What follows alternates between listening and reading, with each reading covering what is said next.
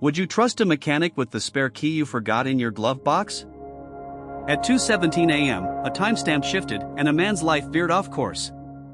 They called him a thief, the documents called him something else entirely. In the quiet hours of a Detroit suburb, the policy spoke louder than the truth. Stay with me until the very end, and don't forget to tap like, subscribe, and drop a comment telling us where you're watching from. What follows puts power on trial. You'll see a timestamp no one could explain, a red folder no one wanted opened, and a badge log that unmasks who walked through a locked door. On Telegraph Road in Michigan, fluorescent lights hum over Donnelly Auto Care's tiled floor. Devon Brooks, 34, union cap tucked low, checks a gray sedan's intake form, oil change, brake pads, customer reports a rattle. He's paid hourly, USD, with overtime pending approval. A sticky note from the service desk clings to the clipboard, spare key inside glove box, customer consent on file. Devon frowns, policy says lock any key in the safe by closing. The safe is already sealed. Rick Donnelly, owner in embroidered work shirt, pats Devon's shoulder. We'll square OT Friday. His smile holds, his eyes don't. Rick's office wall displays framed ASE certificates, a Better Business Bureau sticker, and a laminated chart, Key Control Procedures, REV4. Devon glances at the chart and the keypad safe mounted beneath. If spare keys are inside cars, policy says log a caution. The log is blank. Devon writes it in, dated, and signed. A customer, Nora Alvarez, returns with a toddler asleep in a stroller. Devon kneels to avoid waking the child, steady voice. We've got your spare. We'll secure it before it closes. Nora nods, relief visible. At the counter, Heather Chu, service writer, types the repair order number. The printer spits out forms, RO18976, customer consent for test drive, key acknowledgement box unchecked. Heather hesitates, then stamps received. Devon watches the stamp, uneasy. Shift ends. Mechanics hang jackets on hooks labeled with names and locker numbers. Devon still hasn't seen overtime from last month's transmission run. His rent jumped, the landlord wants $1,450 this cycle, no grace period. He calculates in his head, groceries, gas, union dues. He texts his sister, I'm fine, just tired. Outside, the Michigan sky bruises purple. A security camera above the bay door blinks red. Closing routine. Devon rolls carts, empties the oil catch. He locks Nora's spare key in the safe after double counting. Heather signs the end-of-day sheet, glancing toward Rick's office. Through the glass, Rick is on the phone, voice low, no, the carrier denied it because of timing. I'll handle it. He sees Devon watching and lifts a thumb in the air, friendly and hollow. And then the copier stopped humming at 2:17 a.m. Morning brings a storm of whispers. Nora's apartment was entered overnight, nothing smashed, just jewelry and a folder of immigration records gone. No forced entry, the deadbolt worked. Police report says possible key access. Devon's breath shortens. He swore the spare key was locked. Officer Brent Malloy, badge glinting under the lobby light, steps into Donnelly Auto Care and asks for management. Rick gestures toward the service desk. Everyone looks at Devon. Malloy's questions land hard but procedural. Who last handled the key? Heather scrolls the point-of-sale screen, clicks key safe log. An entry appears, 6:03 p.m., D. Brooks. Malloy writes it down. Any after-hours access? Heather shakes her head. Devon mentions the camera over the bay door. Malloy nods, requests a copy of last night's footage. Rick assures full cooperation. The assurance sounds rehearsed. Lunch hour. The team huddles around microwaves and styrofoam coffee cups. Caleb Ortiz, union steward, advises Devon to keep it factual, no speculation. Document everything. Devon pulls out his phone, starts a timeline in notes. He includes the sticky note about the glove box and the empty key log he corrected. Caleb raises a brow at that. Empty logs are convenient for someone. Nora returns, pale from lack of sleep. She thanks Devon for treating her kindly yesterday. He feels both comforted and accused. Malloy re-enters with a small evidence bag, a copied tag labeled RO18976, found in a dumpster behind the strip mall. Heather swears she never tossed it. Rick offers a comb we're victims too. Devon feels the room tilt. He writes another line in his timeline, who printed extra tags? Why? Insurance adjuster arrives, neat tie, tablet in hand. He speaks in policy language. Liability depends on custody of keys and breach of reasonable controls. He uses alleged often. Rick nods vigorously, as if the words keep him afloat. Devon recognizes the dance. People with access to forms outlast people with grease under their nails. Caleb mutters, "Don't sign anything, Dev." Heather pulls Devon aside. Something's off in the footage download. In the office, she clicks through camera files. Between 2:15 a.m. and 2:20 a.m., the timestamp flickers. One frame reads 2:17 and 3 seconds a.m., then jumps backward to 2:16 and 51 seconds a.m. The audio captures only the copier's hum. Devon leans closer. Why would anyone be copying at 2 a.m.? Heather's mouth tightens. We don't run night shifts. The rule he invoked became the proof of his lie. Rick explains to Malloy that every after-hours entry requires his PIN and appears on the alarm company's report. He prints the access summary and points, no entries after 12. Malloy nods until Caleb notices the footer, generated from client portal, user may filter events.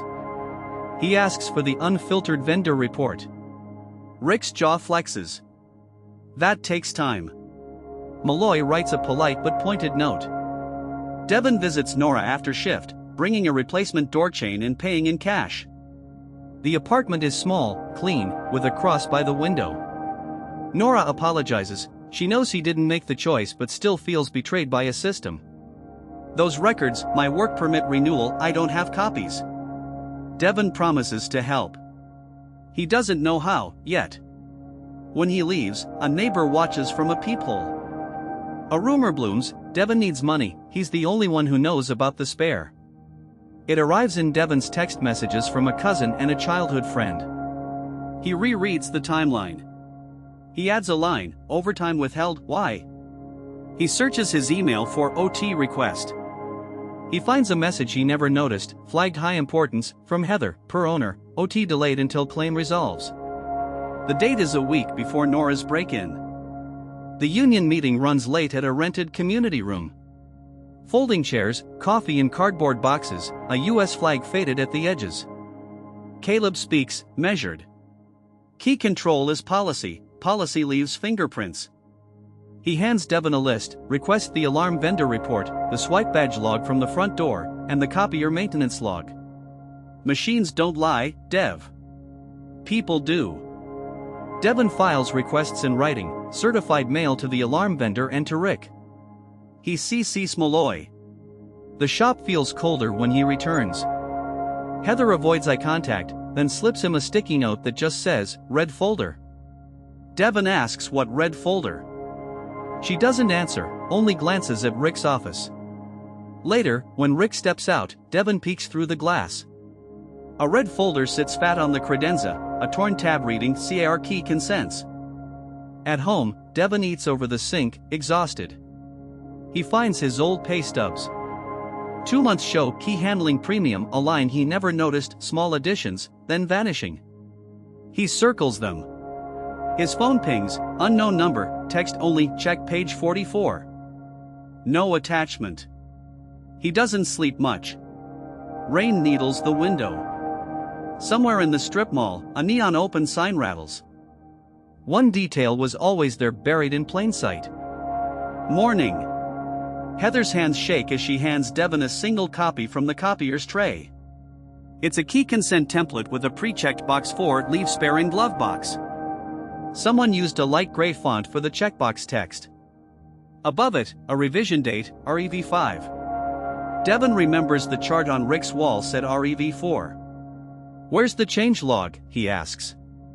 Heather blinks. He keeps it in the red folder. Malloy returns with the alarm vendor's unfiltered report, requested directly. It shows one disarm at 2:13 a.m., using owner master PIN. 1 rearm at 2:22 a.m. Rick laughs tightly. Must be a glitch. Malloy's pen pauses above his notebook. Glitches that match a timestamp anomaly are rare. He asks for employee swipe records.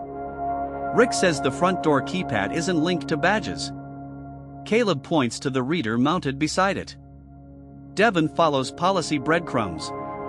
OSHA posters in the hallway, laminated employee rights under the FLSA. He scribbles a flowchart on scratch paper, key found, key logged, key stored, consent filed, alarm report. An arrow loops back, labeled owner override. He shows Caleb, who adds a box, insurance claim timing denial. Devon realizes the adjuster's timing comment. Maybe the claim predated the break-in. A slow afternoon gives cover. Devon fixes a difficult misfire while listening to the whir of Rick's office shredder. He times it with his phone, 2 minutes on, pause, 2 minutes again. Heather whispers, he's cleaning files. Devon texts Caleb, red folder at risk. Caleb replies, photograph first, don't touch unlawfully. Devon's eyes darted to the security camera in the hall. He decides to be patient and careful. Nora calls. Her replacement work permit appointment is in 3 weeks, $495 filing fee she can't spare. Devon offers part of his own rent money, but she refuses. You didn't do this. She tells him something else. A week ago, during her intake, Heather printed the consent form twice. She said the printer jammed. Devon pictures the copier at 2:17 a.m. He writes, 2 prints, 1 night copy, where's the second original? After close, Caleb meets Devon in the lot, under a buzzing light. I filed a grievance for withheld overtime. He hands Devon a flash drive. Malloy's open records request pulled low-res copies of your camera files. Devon loads them on his old laptop. At 2:17 a.m., a figure enters the office, short, stocky, baseball cap. The face is a smear. The copier lid lifts. Papers slide. The timestamp hiccups. And then the meeting room fell silent. The meeting room belongs to the insurer's field office, glass walls, carpet that swallows footsteps. Malloy, the adjuster, Rick, Heather, and Caleb sit around a long table. Devon is invited as a witness. The adjuster asks about REV5 of the key consent. Rick says, we updated for clarity. Caleb asks for the revision approval record. Heather stares at the tabletop.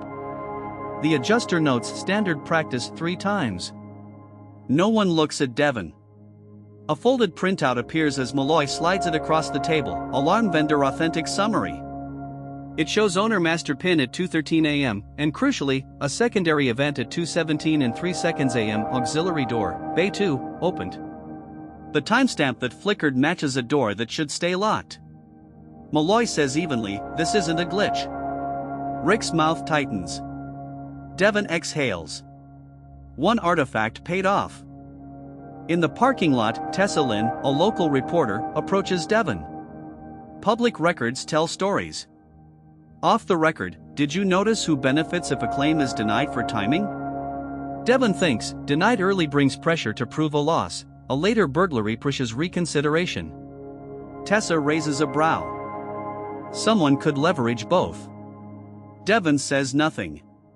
She hands him a card.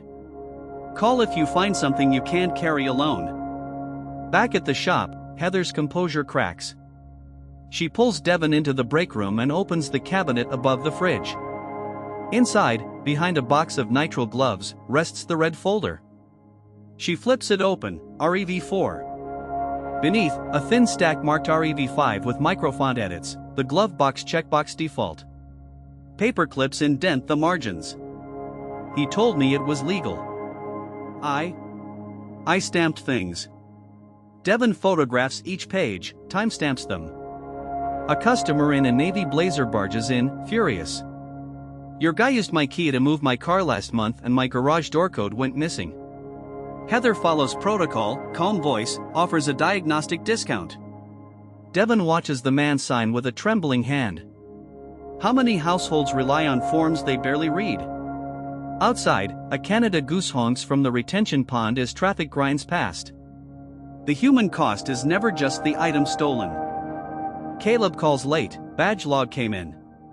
It lists entries by fobs, times, names. Devon scans the PDF. His fob shows standard hours. Heather's fob shows 7:01 a.m. starts. Rick's fob shows 2:12 a.m. and 2:21 a.m. But there's something else, guest at 2:16 a.m., authorized by owner console. Devon underlines guest. Who did he let in? The printer spat out page 44, the one they deleted. Malloy obtains a full copier service report. Page counters jump between 2 a.m. and 2:30 a.m. 44 pages, then a reset. Devon cross-checks with his anonymous text, page 44. He asks for the print job log user, admin. Heather whispers that Rick's office workstation always logs as admin. When asked, Rick shrugs. IT set it up. No IT in sight. Caleb smiles wryly. Good. Then IT can confirm. Tessa publishes a short piece, Key Control and Trust When Procedures Fail. Names withheld, details generalized, legal language intact. The comments section fills with stories of misplaced spares, unlogged test drives, copied forms. Devon reads quietly, the knot in his stomach loosening. Nora texts a heart emoji. He forwards the link to Caleb, who replies with a single word, momentum. The badge log lands on Malloy's desk and then on Rick's. It's incontrovertible. Owner fob opened Bay 2 at 2:17 a.m., guests entered front door at 2:16 a.m. The guest fob number matches a temporary one kept for vendors. Heather realizes out loud, the copier tech came 2 days before, Rick kept the temp active. Malloy sets the log beside the alarm report. These two sing the same song. Confronted, Rick pivots. We had a parts emergency, the supplier needed access. Malloy asks for purchase orders. Rick says they're in accounting, which is a steel file cabinet in his office. Caleb coolly requests a subpoena. Heather stares at her hands, then speaks clearly, there was no emergency. Rick stares as if she's crossed a line. She has, but it's the right one. A hearing is scheduled at the municipal building, beige walls, a clock that ticks too loudly. Devon's union rep sits beside him. The Insurers' Council asks about chain of custody, Malloy answers with reports. The chairperson asks Heather about REV5. Heather's voice wavers, then steadies. I was told to stamp consent so we could move cars faster. I knew it was wrong. Devon watches her choose the harder path. Evidence is displayed on a screen. At 2:17 and 3 seconds a.m., a door sensor chirps, the copier job counter advances, and the badge log records movement. The chairperson leans forward. Why was there guest access after midnight? Rick folds his arms. I don't recall. A city attorney raises an eyebrow. We'll refresh your memory. Devon closes his eyes briefly. He doesn't need revenge, he needs the record to be honest. Every screen froze at once, the audit is now public. The audit becomes part of the public record. Tessa files a follow-up, cautiously naming the inspection process, not the individuals. Comments swell. A retired officer writes about open secret practices in small shops, a former service writer describes defaulted consents. The union shares a statement, key control is worker safety, customer safety, and community trust. Devon reads it twice. He didn't expect to feel protected. Nora's community rallies. A local nonprofit covers her filing fee, volunteers help assemble new evidence of residency and employment. Devon shows up with groceries and a fixed deadbolt. They do not talk about blame. They talk about next steps. On TV, a weather alert scrolls across the bottom, lake effect snow inbound.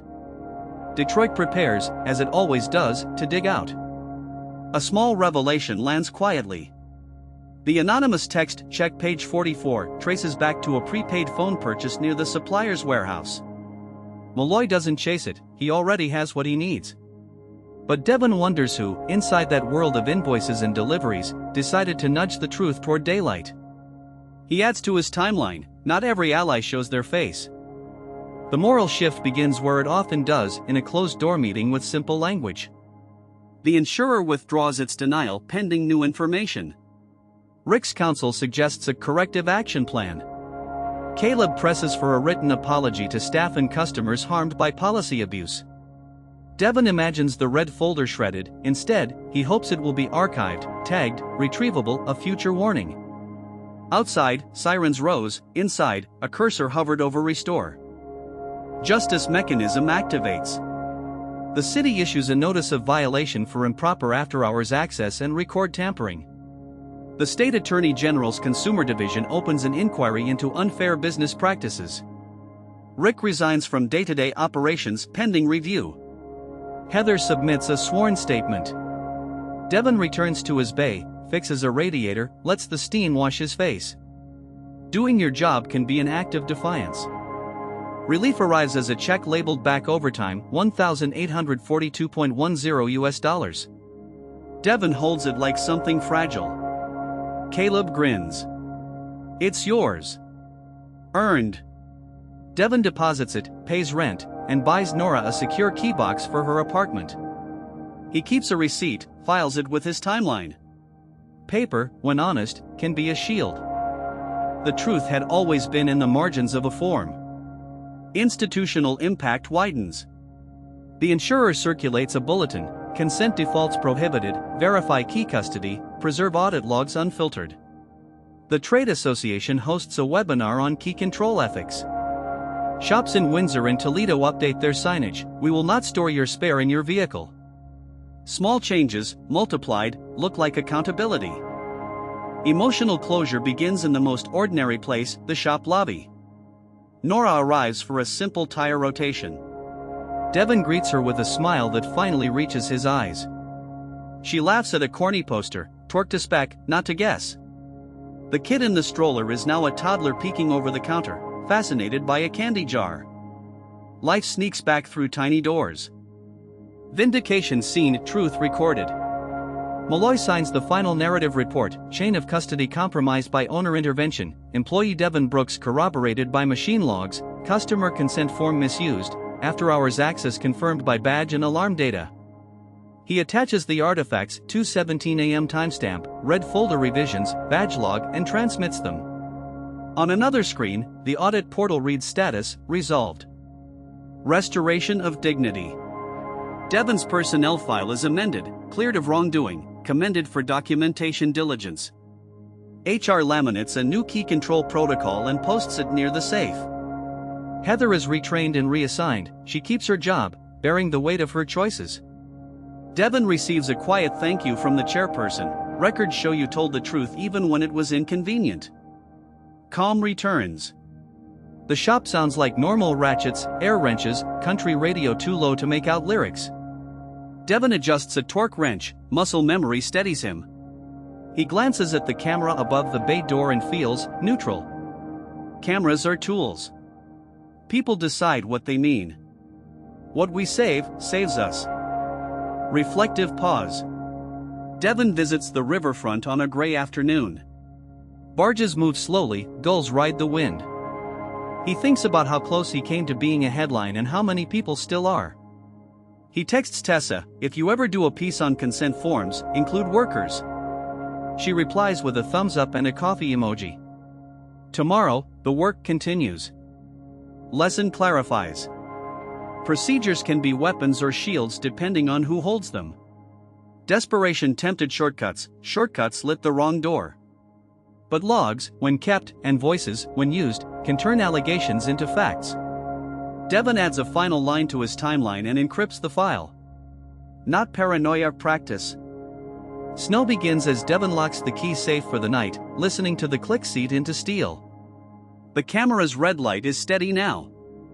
Across town, Nora tucks her papers into a fireproof pouch and sets it on a shelf. In the quiet, you can hear trust being rebuilt, one verified entry at a time. The lesson: integrity is not a feeling, it's a chain of custody we defend. This story is inspired by true events. Names and details have been changed to protect privacy. If you believe stories like this deserve to be heard, subscribe to this channel and never miss the next case where truth prevails.